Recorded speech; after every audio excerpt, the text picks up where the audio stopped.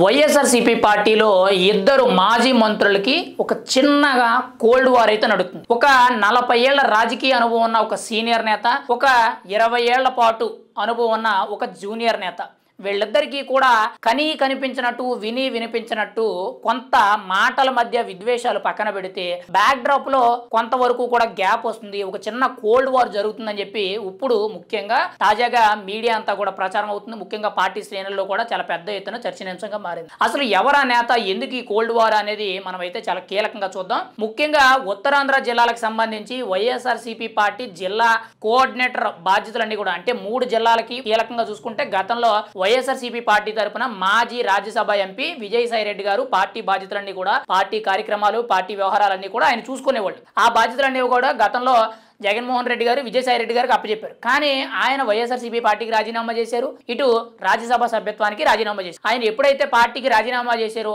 ఆ 3 జిల్లాలకి, ముఖ్యంగా ఉత్తరాంధ్ర జిల్లాలు శ్రీకాకుళం, విజయనగరం, విశాఖ, ఈ 3 జిల్లాలకి సంబంధించిన పార్టీ జిల్లా కోఆర్డినేటర్లుగా ఆయన అయితే బాధ్యతలు గతంలో ఉండేవాళ్ళు, తర్వాత విరమించుకోవడం జరిగింది. అయితే ఇప్పుడు ఆ పదవికి ముఖ్యంగా బొత్స సత్యనారాయణ గారికి ఆ పదవి ఇస్తారు. ఈ 3 జిల్లాల్లో ఆయనే సీనియర్ నాయకుడు. ఆయన ఎలా చెప్తే అలా ఇప్పుడు పార్టీ కూడా వింటుంది. ముఖ్యంగా 2024 ఎన్నికల్లో బొత్స సత్యనారాయణ గారు ఓడిపోయిన వెంటనే కూడా స్థానిక సంస్థలకు సంబంధించిన ఎమ్మెల్సీల్లో ఆయన శాసన మండలిగా ఎన్నికయ్యి ఇప్పుడు శాసన మండలిలో ఎవరు ఏం మాట్లాడాలి, శాసన మండలిలో ఎవరెవరు ఏ విషయాల మీద ప్రస్తావించాలి అనే దాని మీద ఆయన ఒక రథసారథి కింద పనిచేయడం జరుగుతుంది. ఆయన ఇప్పుడు పార్టీలో నెంబర్ 3, నెంబర్ 4 పొజిషన్లు అయితే కీలకంగా ఉన్నారు. ఆయన చెప్పిందే వేదం అనేటట్టు ముఖ్యంగా ఉత్తరాంధ్ర జిల్లాలకు సంబంధించిన నాయకులందరూ కూడా బొత్స సత్యనారాయణ గారికి జిల్లా వ్యవహారాలు చూసుకునే ఆ బాధ్యతలు అప్పచెప్పినట్లయితే బాగుంటుంది అని చెప్పి ప్రతి ఒక్కరు అనుకున్నారు. కానీ అనూహ్యంగా జగన్మోహన్ రెడ్డి గారు కాకినాడ జిల్లాకి సంబంధించిన కాకినాడ రూరల్ మాజీ ఎమ్మెల్యే, మాజీ మంత్రి కురసాల కన్నబాబు గారికి ఆ 3 జిల్లాలకి సంబంధించిన జిల్లా వ్యవహారాలకు సంబంధించిన కోఆర్డినేటర్ పదవి అనేది అప్పచెప్పారు. ఇప్పుడు ఈయన కాకినాడ జిల్లాకి సంబంధించిన వ్యక్తి ఆ 3 జిల్లాలకు సంబంధించిన పార్టీ వ్యవహారాలు చూసుకోవడానికి ఆయన ప్రయత్నం చేయడం లేదు.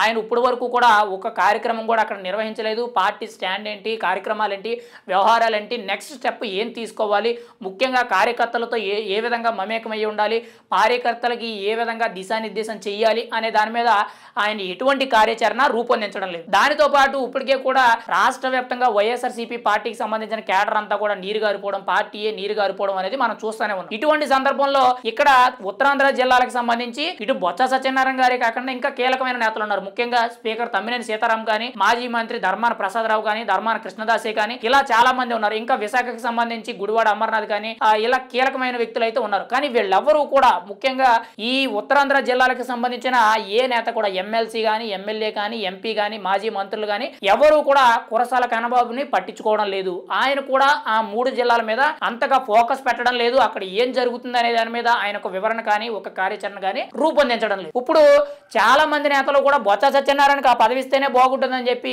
చాలా మంది కూడా కొంత వ్యతిరేక చూపించడం కూడా జరుగుతుంది. ఇటు కురసాల కన్నబాబు కూడా గతంలో కొన్ని వార్తలు అయితే వచ్చాయి, ఈయన పార్టీ మారుతారనే ఆలోచనలు కూడా గతంలో చాలా వరకు వినిపించాయి. కానీ ఈయన కేవలం కాకినాడ జిల్లాకి మాత్రమే పరిమితం అయిపోయారు తప్పితే మిగిలిన ఈ 3 ఉత్తరాంధ్ర జిల్లాలకు సంబంధించి ఎటువంటి కార్యాచరణలు అనేది రూపొందించడం లేదు. ఇప్పుడు కీలకంగా చూసుకుంటే ఈ ఉత్తరాంధ్ర జిల్లాలకు సంబంధించిన మిగిలిన నేతలందరూ కూడా ఒక రకంగా చెప్పాలంటే కురసాల కన్నబాబుని వ్యతిరేకిస్తున్నారు.